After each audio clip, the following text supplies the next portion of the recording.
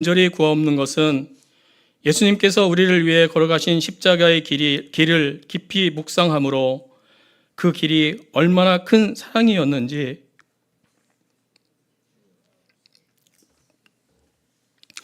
깨닫게 하옵소서.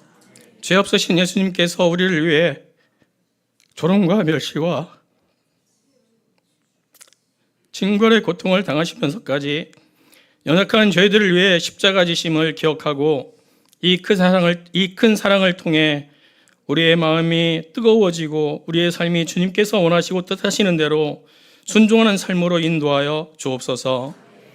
저희 일원 중앙교회가 이 십자가의 길을 통해 이 지역과 이 나라와 세계 열방에 예수 그리스도의 빛을 비추는 예배 공동체, 선교 공동체, 사랑 공동체로 나아가는 은혜와 여러 상황 속에서 질병과 마음의 아픔과 예배의 자리에 있다가 세상의 삶 속에서 방황하는 이들이 예수님의 십자가 앞으로 돌아와 위로받고 회복되는 은혜를 더하여 주옵소서. 오늘도 주님의 말씀을 대언하기 위해 단위에 세우신 주의 종을 기억하여 주옵소서. 주의 종의 사역 위에 성령의 기름을 부어 주옵시고 예수님의 십자가의 사랑이 주의 종의 가정에 충만케 하시어 예수님의 향기를 바라는 은혜를 더하여 주옵소서. 선포되는 말씀이 저희들의 마음을 주장하여 주시옵고 깨닫고 돌이켜 주님께서 원하시는 삶으로 순종하며 나아가는 주님의 기쁨이 되는 우리 모두가 되게 하옵소서. 오직 예수 그리스도의 사랑으로 하나 되는 우리 모두가 되기를 간절히 원하오며 연약한 저희들을 위해 그 무서운 길을 순종하며 묵묵히 걸어가신 우리 구주 예수님 이름으로 기도합니다. 아멘.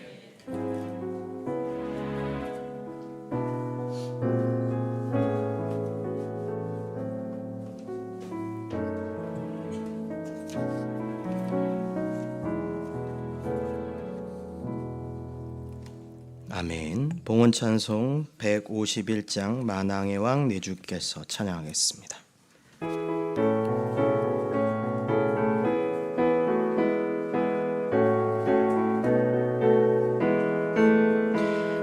만왕의 왕 내 주께서 왜 고초당했나 이 벌레 같은 나리에 그 보혈을 흘렸네. 십자가 내가 처음 볼 때에 나의 맘의 큰 고통 사라져 오늘 믿고서 내 눈 밝았네. 참 내 기쁨 영원하도다. 주 십자가 못 박힘은 속죄함 아닌가. 그 긍휼함과 그 은혜 말할 수 없도다. 십자가 내가 처음 볼 때에 나의 맘의 큰 고통 사라져 오늘 믿고서 내 눈 밝았네. 참 내 기쁨 영원하도다. 늘 얻어도 그 큰 은혜 다 갚을 수 없네. 나 주님께 몸 바쳐서 주의 이름 쓰리. 십자가 내가 처음 볼 때에 나의 맘의 큰 고통 사라져 오늘 믿고서 내 눈 밝았네. 참 내 기쁨 영원하도다. 사랑이 많으신 하나님 아버지, 주님 앞에 온전하고 아름다운 향기로운 예물을 올려드립니다. 이 드려지는 예물의 손길 위에 주님의 놀라운 은혜와 복을 허락하여 주시옵소서. 하나님, 이 시간 간절한 마음으로 드려지는 이 귀한 예물 주께서 복의 복을 더하여 주시고 30배, 60배, 100배의 열매를 허락하여 주옵소서. 주의 말씀은 주님을 의지하고 세상의 권세를 따르지 않고 주의 말씀을 순복하고 순종하며 나아갈 때 누르고 넘치는 복을 허락해 주시겠다고 약속하셨습니다. 세상의 풍조와 세상의 흐름을 따라 살아가는 것이 아니라 주님만이 나의 왕 되심을 고백하며 주 앞에 드려지는 이 예물 주께서 기쁘게 받아주시옵소서. 때로는 아버지 하나님 정말 연약하고 힘든 가운데도 드려지는 귀한 마음의 예물들이 있습니다. 그 마음을 주께서 헤아려 주셔서 주님께서 뜨거운 사랑과 은혜, 복을 허락하여 주옵소서. 계획하고 바라고 소망하는 것들, 또 아버지 하나님께 간절한 기도의 제목들이 응답의 역사가 있게 하셔서 주의 마음 앞에 정말 뜨거운 사랑이 흘러넘치는 귀한 가정들 되게 하여 주시옵소서. 예수님의 이름으로 기도합니다. 아멘.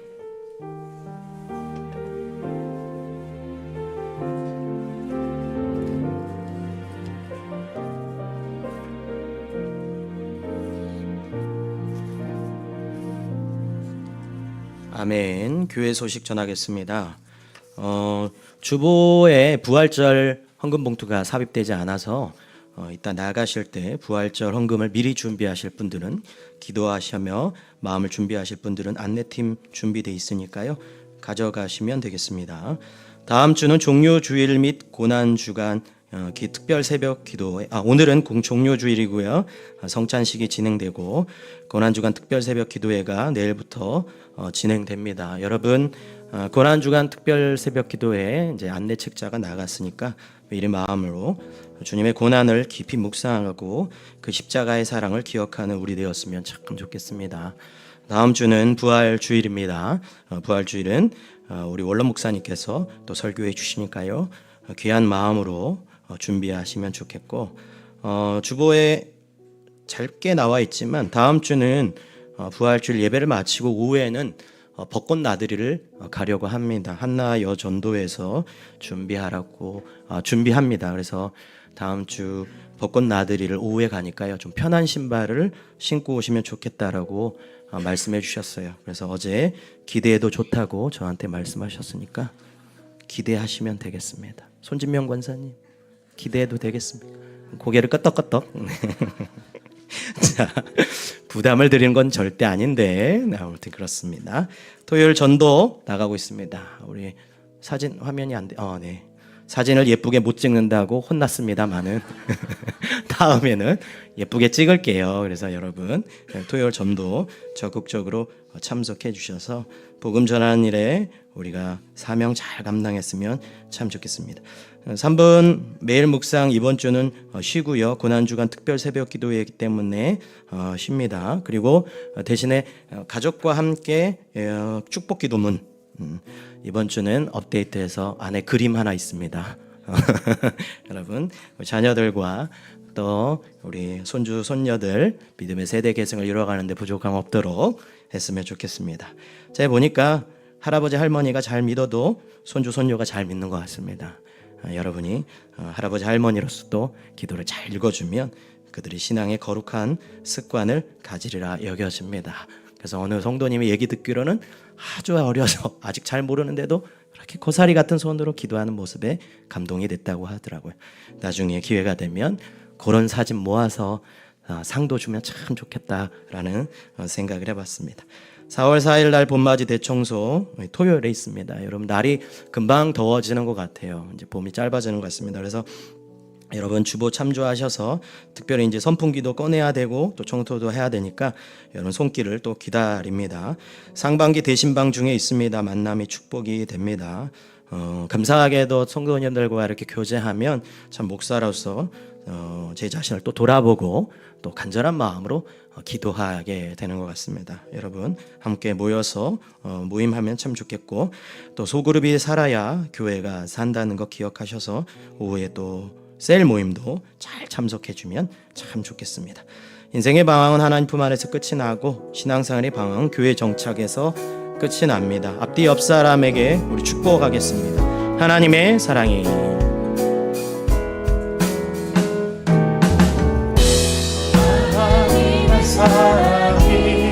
당신의 삶 가운데 가득하기를 축복합니다. 하나님의 은혜가 우리 가운데 가득하길 기도하. 하나님의 사랑이 한 번 더. 하나님의 사랑이 당신의 삶 가운데 가득하기를 축복합니다. 하나님의 은혜가, 하나님의 은혜가 우리 가운데 가득하길 기도합니다. 우리 하나님께 영광의 목소 할렐루야. 오늘 하나님 말씀은 마태복음 21장 1절에서부터 5절까지의 말씀입니다. 제가 가진 성경책은 34페이지에 있습니다. 제가 한 절, 여러분이 한 절 교독하시고 마지막 절은 합독하겠습니다. 제가 먼저 읽겠습니다. 그들이 예루살렘에 가까이 가서 감난산 벳바게에 이르렀을 때에 예수께서 두 제자를 보내시며 이르시되 너희는 맞은편 마을로 가라. 그리하면 곧 매인 나귀와 나귀 새끼가 함께 있는 것을 보리니 풀어 내게로 끌고 오라. 만일 누가 무슨 말을 하거든 주가 쓰시겠다 하라. 그리하면 즉시 보내리라 하시니 이는 선지자를 통하여 하신 말씀을 이루려 하심이라. 일러스되 함께 읽겠습니다. 시온 딸에게 이르기를 내 왕이 내게 임하나니 그는 겸손하여 나귀 곧 멍에 매는 짐승의 새끼를 탓도다 하라 하였느니라. 아멘. 할렐루야. 아멘. 오늘도 주님의 귀한 은혜가 있기를 주의 이름으로 소망합니다.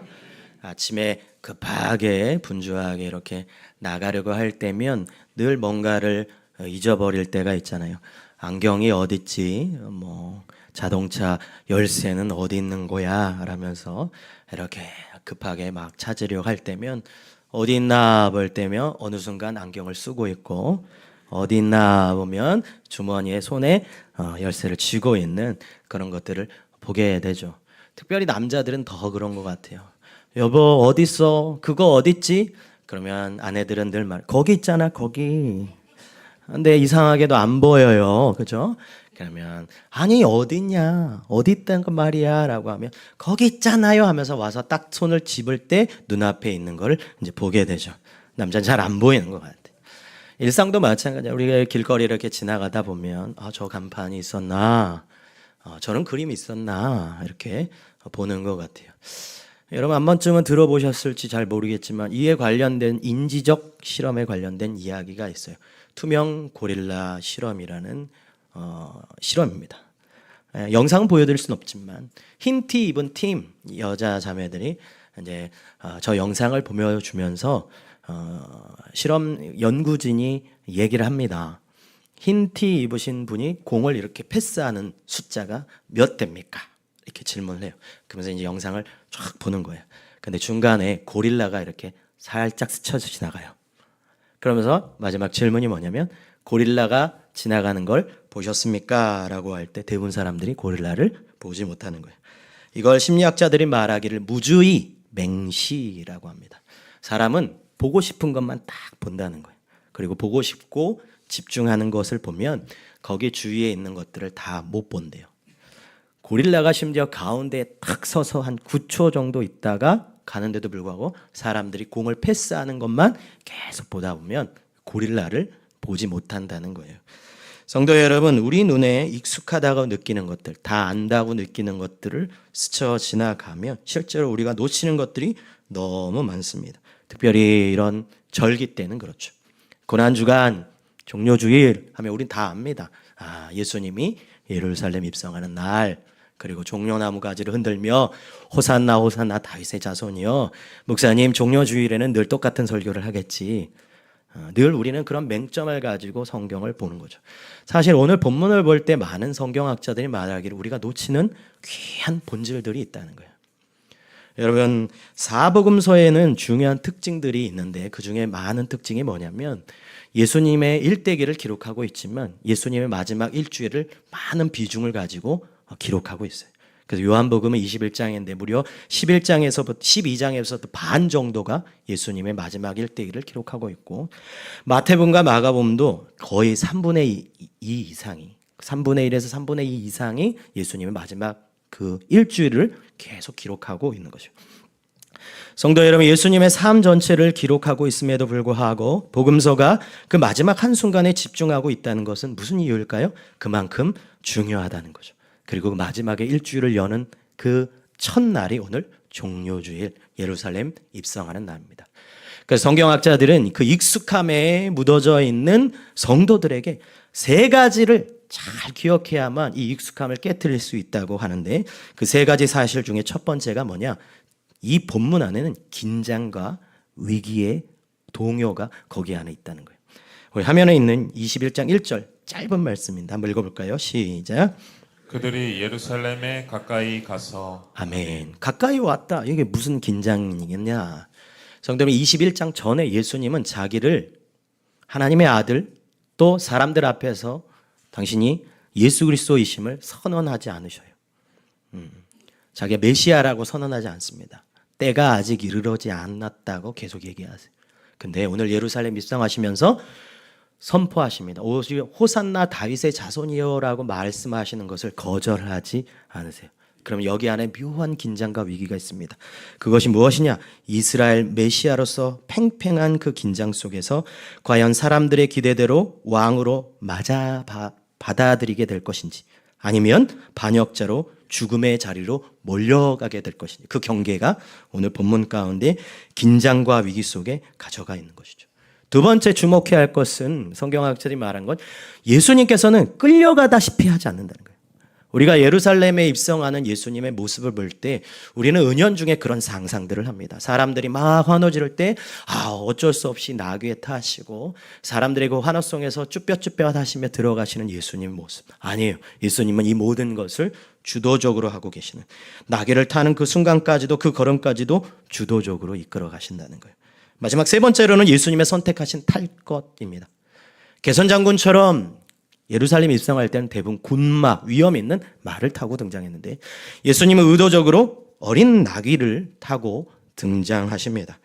이스라엘의 오랜 한을 풀고 해방의 날이 될 것이라는 그들의 기대를 저버리게 만들고, 오직 예수님은 순종과 순복함으로 걸어가시는, 영광보다는 순종의 길을 따라가시는 예수님의 모습을 보게 되는 거죠. 이 세 가지 주목을 바라보면 우리가 무엇을 깨닫게 되느냐? 왕이라는, 예수님 왕 되심을, 왕이 오셨음을 깨닫는 그 본질을 우리는 바라보게 되는 거죠. 그래서 본문 5절에 오늘 화면에 있는데 한번 읽어볼까요? 시작. 시온 딸에게 이르기를 네 왕이 네게 임하나니. 아멘. 왕이 내게 임했다라고 말씀합니다. 예루살렘 입성의 종려나무 가지는 예수님께서 십자가를 짊어지고 그 고난의 순환의 시작을 알리는 시작이기도 하지만, 예수님께서 오늘 5절을 통해 우리에게 선포하고 선언하고자 하는 그 본질은 무엇이냐면 왕이 오셨다는 거예요. 그리고 우리에게 말씀하십니다. 더 이상 예수님을 멀리 바라보거나 삶의 일부분으로 적당한 거리에서 머무는 그 왕이 아니라 우리의 삶의 중심에 그리스도 왕 되심을 믿고 따라오라고 말씀하는 거예요. 사실 예수님을 우리가 상상할 때는 그런 생각들을 참 많이 합니다. 예수님은 따뜻한 분이지, 자비로운 분이고 좋으신 분이야. 예수님은 실제로 그러신 분이셨죠. 연약하고 힘들고 어려운 사람들에게 부드럽고 상한 마음을 외면하지 않고 연약한 사람들을 품어주시고 주저하지 않은 분이 예수님이셨어요. 근데 예수님은 있잖아요, 주저하지 않고 온전히 전혀 다른 모습으로 보여주신 것이 있었습니다. 그게 뭐냐? 본인이 왕 되심을 선언할 때요. 사람들 앞에 한없이 온유하셨지만 자신의 정체성을 밝히는 건 절대 물러나지 않으시고 절대 흐트러지지 않으셨어요. 한치의 앞에 타협도 없으시고 오로지 사람들이 왕 되심을 드러내기 위해서는 자신을 낮추지 않으시는 모습을 보게 됩니다. 대표적인 것이 마가복음 11장 17절이에요. 우리 한번 읽어볼까요? 시작. 이에 가르쳐 이르시되 기록된 바 내 집은 만민이 기도하는 집이라. 아멘. 예수님 자신이 왕 되심을 뭐라고 얘기하냐? 예루살렘 입성하시자마자 성정 청결 사건을 먼저 일으키시는데, 성전에 가서, 이게 성전은 아버지의 집이죠. 그런데 여기는 내 집이다라고 선언하고 있는 것이죠.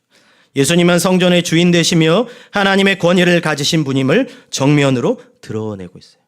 성도 여러분, 예수님께서 지금 예루살렘 입성할 때 몰래 들어오지 않았습니다. 쭈뼛 들어오지 않으세요. 그가 왕 되심을, 왕을 맞이하려고 얘기하심을 당당하게 들어오고 계시는 거죠. 그래서 우리는 예수님 앞에 설 때 늘 두 가지 길이에요. 오늘도 마찬가지입니다. 주님을 왕으로 모셔서 순박할 것인가, 아니면 극렬하게 거부할 것인가. 예수님은 적당히 존중하고 끝까지 순종하지 않는 사람을 원치 않습니다. 예수님은 감동을 받지만 왕으로 모시지 않는 그런 사람도 원치 않습니다. 예수님은 일부분만 드리는 사람도 원치 않아요. 그래서 어느 성경학자가 이렇게 말해요. 복음서가 지난 2000년 동안 경건한 종교적 포장지로 덮여 있지 않았다라면 우리는 이 책이 얼마나 불온하고 끔찍한 충격을 주는 책인지 단번에 알 수 있었을 것이다. 복음서가 예수에 대해 주장하는 내용은 너무나 터무니없고 엄청나서 우리에게 피할 수 없는 극단적인 양자택일을 강요한다. 예수가 진짜 세상을 구원할 유일한 진리이거나 아니면 한 미치광이가 써내려간 역사상 가장 지독한 사기극이거나 둘 중 하나이다. 성도들, 예수님은 세상이 말하는 훌륭한 스승도 아니고 성인도 아닙니다. 우리의 한켠을 잠깐 내어줄 수 있는, 이 주일에 잠깐 시간 내어주는 그런 분을 주님은 원하지 않으세요. 주님은 온전히 여러분의 전체를 받길 원하시는 왕 되시는 분이 우리 주님이십니다. 그래서 요한계시록의 라오디아 교회를 향해 이렇게 말씀하십니다. 내가 내 행위를 아노니 내가 차지도 아니하고 뜨겁지도 아니하도다. 내가 이같이 미그지근하여 뜨겁지도 아니하고 차지도 아니하니 내 입에서 너를 토하여 버리리라. 왜 주님은 이런 무서운 말씀들을 하시는 이유가 뭘까요?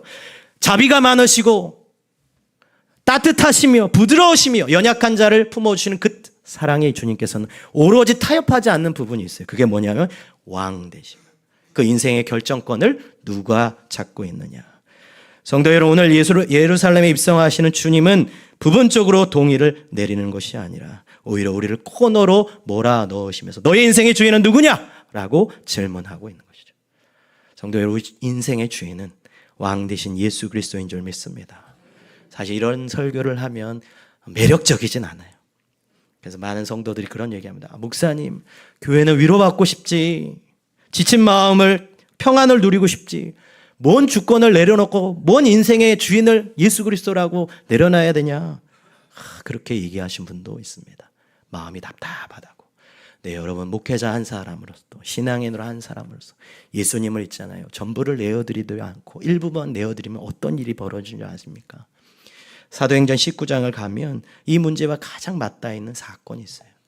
바울이 귀신을 쫓아내는 것을 보고 스게와의 7 아들들이 그걸 흉내냅니다. 그리고 바울이 전파하는 예수를 의지하여 너희에게 명하노니 귀신아 나가라고 선언해요. 그때 아귀가 뭐라고 대답한 줄 아십니까? 15절이 아귀가 대답하여 이르되 내가 예수도 알고 바울도 알거니와 너희는 누구냐 하며. 성도들, 우리는 예수님이 누리는 권세는 누리고 싶어요. 하지만 예수님께서 주시는 모든 것을 드리고 싶지는 않나요? 우리는 하나님의 주시는 놀라운 능력을 누리고 싶습니다. 하지만 우리의 삶의 전부를 주님께 드리고 싶지 않은 거죠. 편의대로 주님을 이용하고 싶고, 얼마나 그런 우리의 얄팍한 마음이 있을까요? 여러분 인생 속에 예수의 권세와 예수의 능력이 나타나지 않는 이유는 진짜 무엇인 줄 아십니까? 악귀가 여러분의 대답하는 것과 똑같은 거예요. 내가 예수도 알고 바울도 아는데 넌 누구냐? 예수를 전부를 내어드리지 않는 인생 속에 일부분만 내어드리는 그 인생은 아무 능력이 없습니다. 설교자들 사이에서 내려오는 구정 같은 이야기가 있어요. 영국의 한 연회장에 당대의 유명한 성우이자 배우가 참석을 하게 됩니다. 많은 사람들이 참석을 했어요. 목소리가 너무 좋아서 사람들이 요청을 했어요.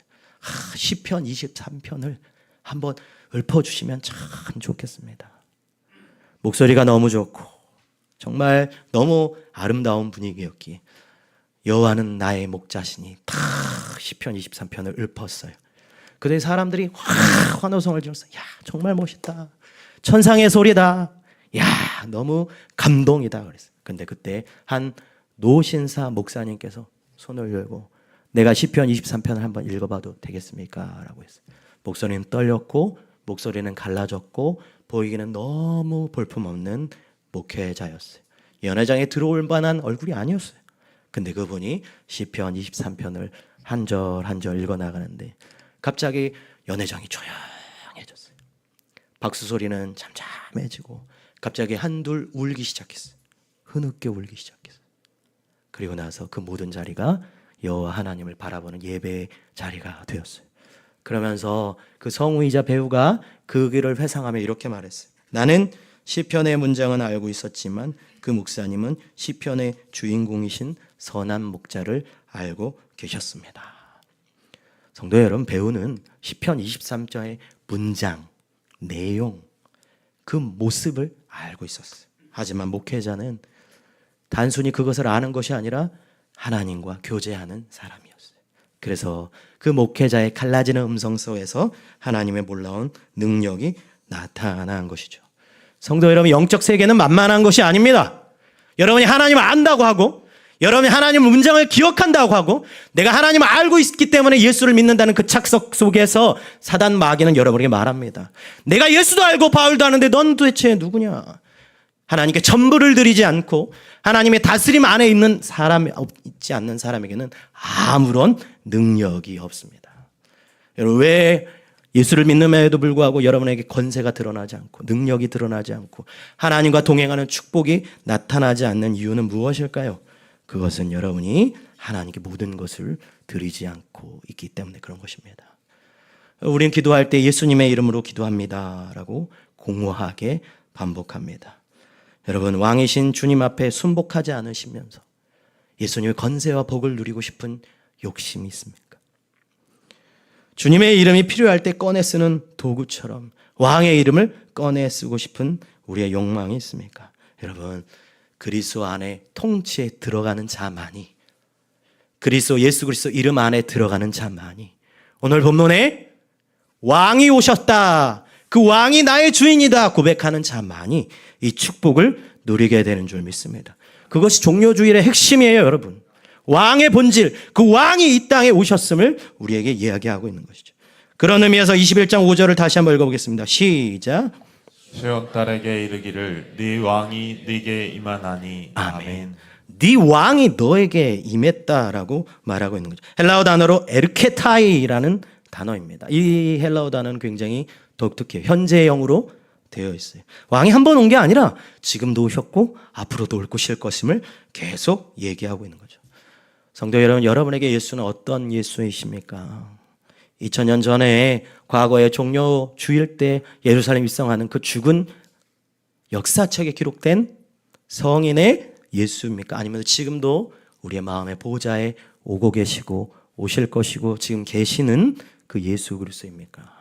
주님 그걸 묻고 있는 거예요. 에르케타이. 성도 여러분, 우리 주님은 우리의 오셨고 앞으로도 오실 분이심을, 그 재림 예수를 기다리는 그 축복이 우리에게 있는 줄 믿습니다. 그래서 종려나무 가지를 막 흔드는 이스라엘 백성들, 그 모습을 보고 이미 시편과 이사야는 예언을 했어요. 제가 한번 읽어드릴게요. 밭과 그 가운데 있는 모든 것은 즐거워할지로다. 그때 숲의 모든 나무들이 여호와 앞에서 즐거이 노래하리니 너희는 기쁨으로 나아가며 평안히 인도함을 받을 것이요 산들과 언덕들이 너희 앞에서 노래를 발하고 들의 모든 나무가 손뼉을 칠 것이며. 아멘.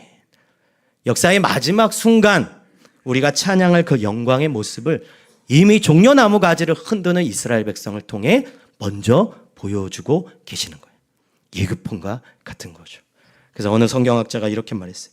우리 왕 예수 그리스도께서 완전한 영광 중에 다시 오실 때 이 타락하고 깨어진 세상은 완벽하게 회복될 것이다. 그때가 되면 의식이 없는 나무와 숲, 저 거대한 산들조차 기쁨을 이기지 못해 손뼉을 치며 창조주를 찬양하게 될 것이다. 그러므로 종려주에 흔들린 그 나뭇가지들은 장차 온 우주가 맞이하게 될 궁극적인 축제의 날을 미리 맛보게 하는 거룩한 예고편이다. 성도는 종료주일에 종려나무 가지를 흔드는 이스라엘 백성들은 자신도 몰랐지만 언젠간 다시 오실 주님의 예고편처럼 우리에게 보여주고 있는 것이죠. 시편과 이사야는 그 대지에 있는 모든 것들이 세상 사람들은 찬양하지 않더라도 주님이 오실 그 날에 손뼉치고 박수치면 그 찬란한 축복의 모습을 우리에게 선언하고 있습니다.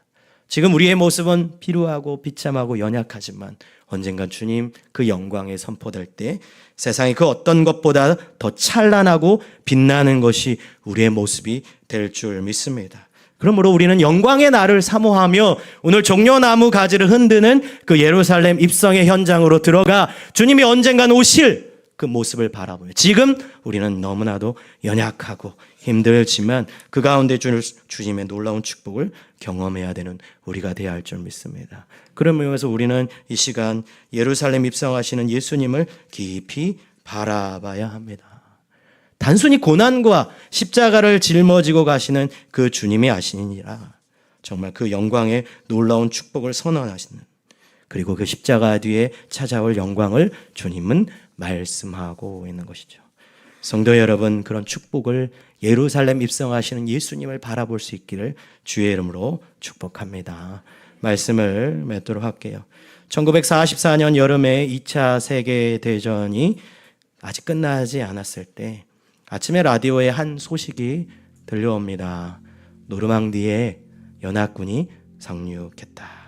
그 소식을 들은 파리의 많은 사람들이 그 소식을 그냥 듣고 끝나지 않고 바깥으로 나와서 막 기쁨과 놀라움을 선언하며 돌아다녔어요. 여러분, 여전히 독일군은 파리를 점령하고 있었어요. 여전히 그 독일군은 그들을 위협하고 무섭게 하는 그 상황이었어요. 하지만 노르망디에 상륙했다는 그 이야기를 듣고 그들은 견딜 수 없었습니다. 우리는 승리할 거다. 우리는 이길 거다. 저들은 끝났다. 그 감정을 복받쳐서 거리로 나와서 국기를 흔들고 간절한 마음으로 선언하고 외치기 시작합니다. 여러분, 오늘 예루살렘에 예수님이 입성하신 모습은 무엇을 우리에게 가르쳐 준 걸까요? 단순히 죽어가는 불쌍한 예수? 십자가를 지르고 죽음 앞에 좌절하는 예수입니까? 아니에요. 그 끝에 승리할 예수를 우리에게 예고편으로 보여주는 줄 믿습니다. 여러분 인생 죽음과 같고, 여러분 인생 안타까움이 가득하고, 여러분 인생 좌절과 낭망한 그 가운데 주님이 여러분에게 말씀하십니다. 왕이 오셨다. 그 왕은 모든 것을 승리한 왕인 줄 믿습니다. 그렇다면 여러분 어떻게 해야 되죠? 그 모든 것을 이기신 왕이 우리에게 오셨다면 여전히 패배와 낭만과 좌절 속에서 숨어서 살아가는 것이 아니라, 그렇구나, 우리는 승리했구나, 우리는 이겼구나, 우리는 이제 승리의 나팔을 불 수 있구나, 그 간절함과 뜨거움을 가지고 거리로 나오는 것이 마땅한 것이 아닙니까? 여러분이 믿는 예수는 대체 무엇이에요? 전부를 내어드려야만이 그 권능과 권세, 그 영광을 경험할 수 있는 줄 믿습니다. 오늘 예루살렘 입성하는 그 종려주일은 바로 그런 날이에요. 왕 되심을 선언하고 왕의 본질을 이해하며 그 왕이 우리의 모든 죽음과 모든 문제와 모든 사건을 도말하셔서 승리하셨다라고 선언할 그 왕의 길을 걸어가시는 왕의 대관식, 그 날이 오늘 종려주일인 줄 믿습니다. 그 사실을 기억하며 이 고난 중 한 주간 예수 그리스도의 십자가를 묵상하고 그 고난에 참여할 때 주님이 그 왕의 길을 걸어가기 위해서 우리의 죄를 대신하고 우리를 살게 하기 위해서 감당하신 그 사건을 묵묵히 함께 걸어가며 주님의 영광에 참여하는 우리 모두 되기를 주의 이름으로 소망합니다. 기도하겠습니다. 사랑이 많으신 아버지 하나님, 오늘 말씀을 생각하며 그저 불쌍하고 그저 연약하며 그저 안타까운 예수를 바라보는 것이 아니라 모든 것 가운데 승리하신 예수를 바라보게 하여 주시옵소서. 주님은 승리하십니다. 주님은 승리하실 것입니다. 주님은 승리하신 모습으로 우리의 인생에 오실 것입니다. 주님, 우리는 견딜 수 없습니다. 그 놀라운 복음의 선언 앞에서 좌절하고 낭망하고 패배주의로 사는 것이 아니라 저 세상의 권세 앞에 예수의 권세로 살아가는 우리 모두 되게 하여 주옵소서. 예수님의 이름으로 기도합니다. 아멘. 이 시간 예수님의 고난과 그 십자가를 묵상하고 예수님 우리를 살리시기 위해 베풀어 주신 그 놀라운 은혜를 생각하며 성찬식을 진행하겠습니다. 우리 찬송가 229장입니다. 아무 흠도 없고 찬양하겠습니다.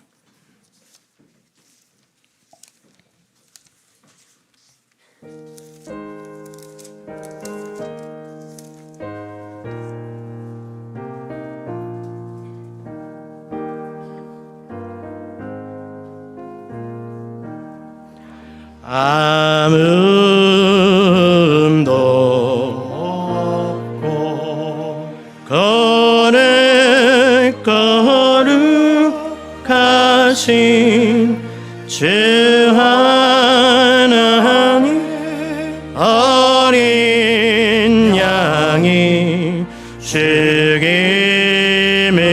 당했네. 이는 날 위하여 십자가 위에서 못 박혀서 깨뜨리신 주님의 몸일세. 날 위하여 영광을 받으사 주가 진이 대신 흘린 주의 보혈일세. 이는 주가 지금 나에게 주시는 영생하는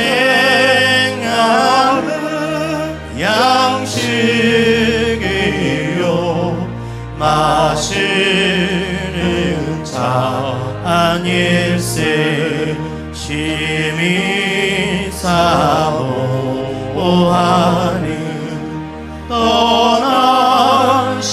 떠나셨던 주님 속히 세상 다시 올 때 한가히 뵙겠네. 우리 그때까지 십자가를 지고 주의 자비 함과 은혜 널리 전하하세. 말씀 고린도전서 11장 23절에서부터 29절까지의 말씀입니다. 제가 읽어드리겠습니다. 내가 너희에게 전한 것은 주께 받은 것이니 곧 주 예수께서 잡히시던 밤에 떡을 가지사 축사하시고 떼어 이르시되 이것은 너희를 위하는 내 몸이니 이것을 행하여 나를 기념하라 하시고 식후에 또한 그와 같이 잔을 가지시고 이르시되 이 잔은 내 피로 세운 새 언약이니 이것을 행하여 마실 때마다 나를 기념하라 하셨으니 너희가 이 떡을 먹으며 이 잔을 마실 때마다 주의 죽으심을 그가 오실 때까지 전하는 것이니라. 그러므로 누구든지 주의 떡이나 잔을 합당하지 않게 먹고 마시는 자는 주의 몸과 피에 대하여 죄를 짓는 것이니라. 사람이 자기를 살피고 그 후에야 이 떡을 먹고 이 잔을 마실지니 주의 몸을 분별하지 못하고 먹고 마시는 자는 자기의 죄를 먹고 마시는 것이니라. 아멘. 성도 여러분, 이 예식은 우리 주 예수 그리스도께서 친히 세우신 것입니다. 그리스도의 죽으심과 부활을 기억하며 성령 안에서 주님과 연합하는 귀한 축복의 시간입니다. 그러므로 우리는 이 성찬을 통해 우리의 죄를 대속하신 예수 그리스도 십자가 은혜를 생각할 뿐 아니라 오늘 이 시간 주님과 연합하는 영적인 축복의 자리, 천국 잔치를 미리 준비하는 예배하는 자리임을 기억하시면 참 좋겠습니다. 이 성찬을 통해 주님은 우리에게 힘 주시고 죄를 대적하게 하십니다. 모든 고난에 견딜 힘을 주시고 우리를 굳세게 하시며 그리스도인으로서 책임을 다할 정도로 능력을 더해 주십니다. 우리 마음의 평안과 소망을 주십니다. 세례받은 성도들은 떡과 잔을 함께 나누어 먹고 마실 때 모든 몸된 교회가 함께 축복을 누리게 되는 줄 믿습니다. 여러분 기억하시면 좋겠습니다. 기도하겠습니다. 사랑이 많으신 하나님 아버지, 영광과 존귀와 감사와 찬양을 올려드립니다. 예수 그리스도의 은혜로 죄와 사망의 구속함을 입은 저희가 하나님의 사랑과 그리스도의 은혜를 기억하며 이 거룩한 예식에 참여케 하심을 진실로 감사드립니다. 이 시간 성령께서 임재하여 주셔서 이 거룩한 성찬에 참여하는 모든 성도들에게 은혜의 역사를 일으켜 주옵소서. 우리가 하늘의 보좌 우편에 계신 그리스도의 임재에 참여할 수 있도록 성령님께서 우리를 이끌어 주시옵소서. 이 성찬을 통해 주님의 몸과 피를 대할 때 심령이 새로워지게 하시고 우리의 삶이 변화되게 하시며 예수 그리스도의 고난과 죽으심, 부활과 승리를 체험하게 하여 주시옵소서. 예수님의 이름으로 기도합니다. 아멘. 우리 분병 분잔위원 앞으로 나와 주시면 감사하겠습니다.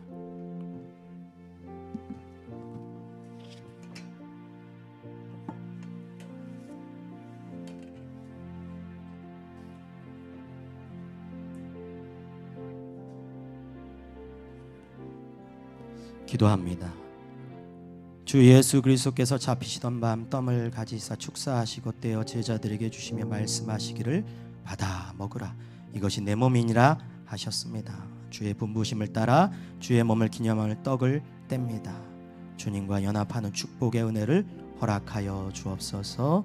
예수님의 이름으로 기도합니다. 아멘.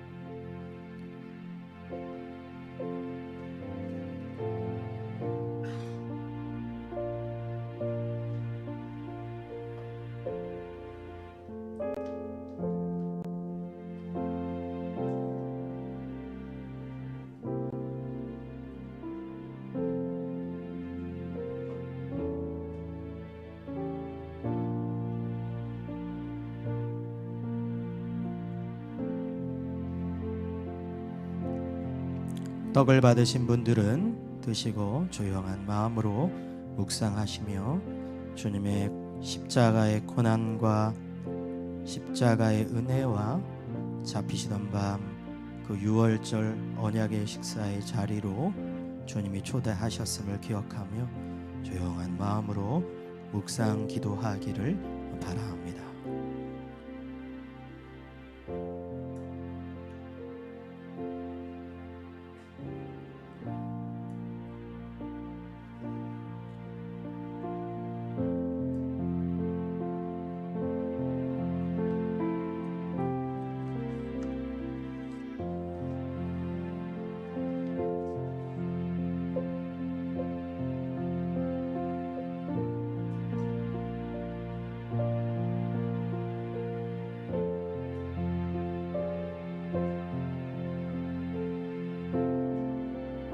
세례받은 분 중에 혹시 떡을 받지 못한 분이 계시면 손을 들어 표해 주시기를 바랍니다.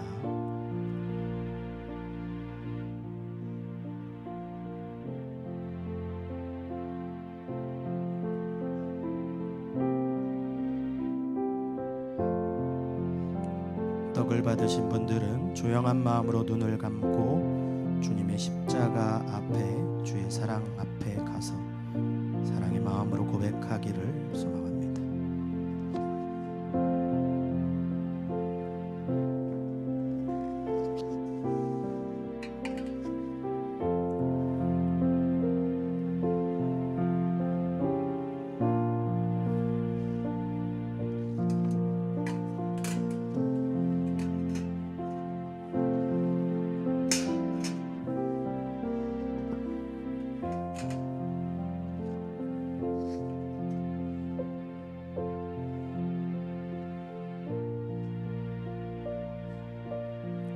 기도하겠습니다. 우리 주님께서 식후에 잔을 가지사 축사하신 후에 제자들에게 주시며 이르시되 이 잔은 나의 피로 세운 새 언약이니 이것을 행하여 마실 때마다 나를 기념하라 하셨습니다. 우리가 이 시간 이 잔을 대할 때 주님의 생명이 연합하는 복된 시간이 될 수 있게 하여 주시옵소서. 예수님의 이름으로 기도합니다.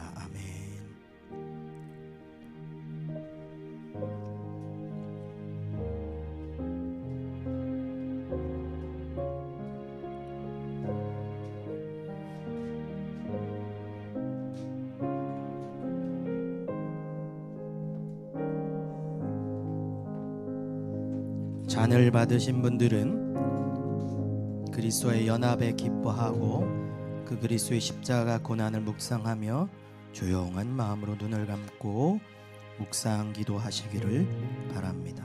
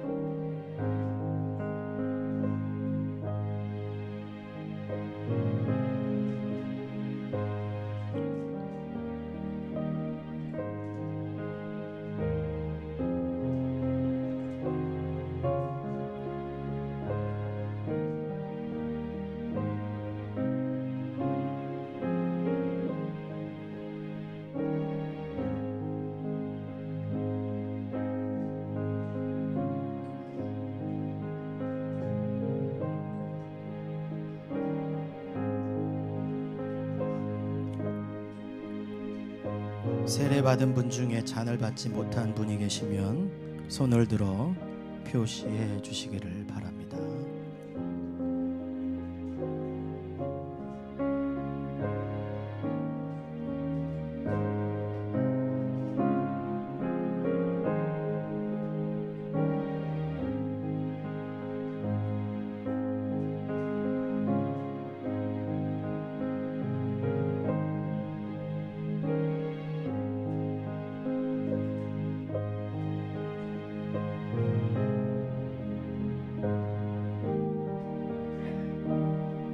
잔을 받으신 분들은 조용한 마음으로 묵상 기도하며 주의 십자가의 의미와 오늘 종료주일의 왕 되심을 마음속에 선언하며 주 앞에 간절한 마음으로 묵상 기도하기를 소망합니다.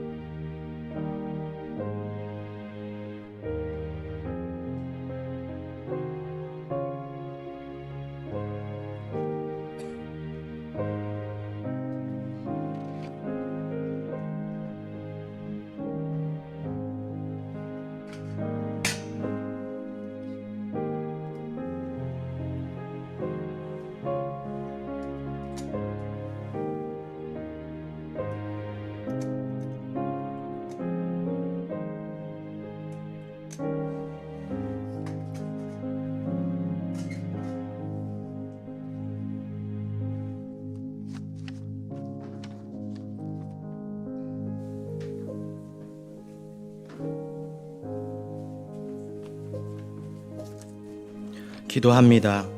사랑이 많으신 하나님 아버지, 우리가 성령의 임재 가운데 주님의 식탁에 성찬받게 하심을 감사합니다. 이제 우리 모두 주님과 연합한 자로 주 안에 더욱 하나 되게 하여 주옵소서. 한 피바다 한 몸 이룬 주님의 가족이 되어 서로 사랑하며 살게 하여 주옵소서. 이제 우리는 성찬을 먹고 마셨으니 주님 주신 능력에 따라 죄악을 싸워 이기게 하시고 주님의 복음으로 세상에 나아가 전하게 하여 주옵소서. 우리의 삶의 성령의 능력으로 우리를 영화롭게 하여 주옵소서. 예수님의 이름으로 기도합니다. 아멘. 우리 다 같이 일어나셔서 주님 큰 영광 받아 주옵소서라고 우리 함께 찬양하며 나아가겠습니다.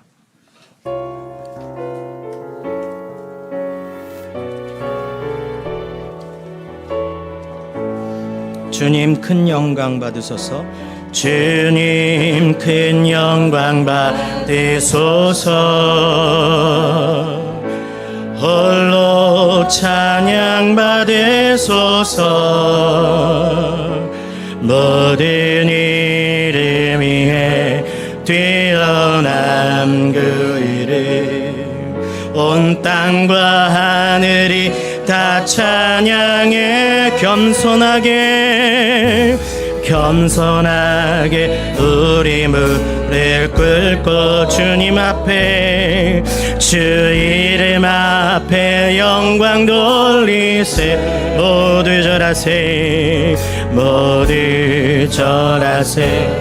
독생자 예수, 주님께 찬양 드리리. 모든 영광과 존귀와 능력 받으소서.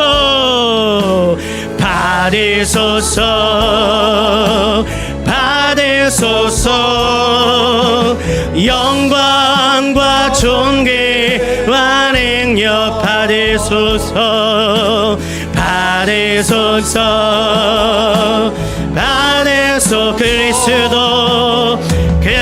그리스도 살아계신.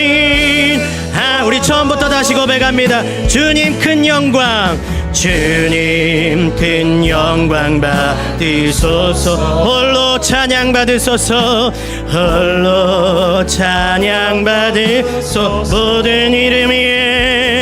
모든 이름 위에 뛰어난 그 이름, 온 땅과 하늘이 다 찬양해. 겸손하게 우리 무릎 꿇고 주 이름 앞에 영광 돌리세. 모두 절하세. 독생자 예수, 주님께 찬양들. 우리 두 손 높이 들고 찬양합니다. 모든 영광과 존귀와 능력 아멘 받으소서.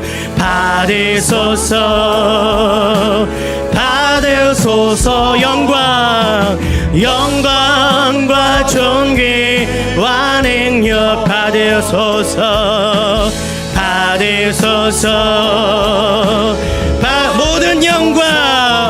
모든 영광과 존귀 받으소서. 주님 받으소서.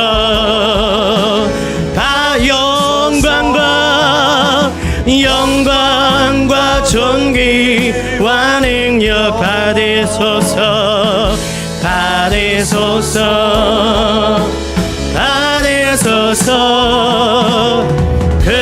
그리스도 살아계신 하나님.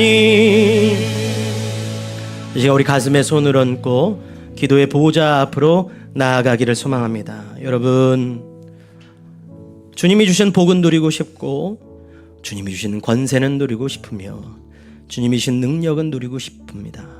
그런데 주님과 전부에 드리진 않고 주님의 이름만 그냥 쓰고 싶은 성도들, 사도행전 19장에 나오는 스가와의 7 아들들처럼 세상을 향해 소리치지만 계속 패배하고 좌절하는 낭망하는 이유는 뭘까요?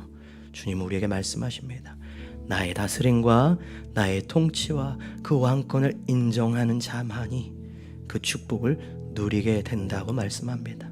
오늘 종려나무 가지를 흔들며 예루살렘에 입성하는 예수님께서 우리에게 말씀하십니다. 너의 왕이 왔다. 오늘 이 시간 가슴에 손을 얹고 기도할 때 주님의 왕 되심을, 주님의 왕 오심을, 그리고 앞으로 오실 주님을 기대하며 오늘 세상 가운데 좌절하고 낭망하는 것이 아니라 주의 왕 되심을 선언하며 그 기쁨을 미리 누릴 수 있는 우리가 되게 해달라고 우리 간절한 마음으로 주여 한번 부른 후에 통성으로 기도하며 나아가겠습니다. 주여.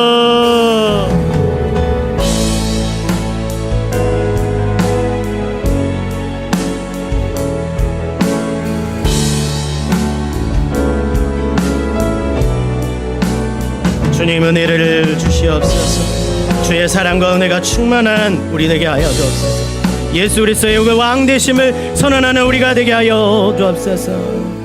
모든 영광과 존귀와 능력 받으소서. 받으소서. 영광과 존귀와 능력 받으소서. 받으소서. 그리스도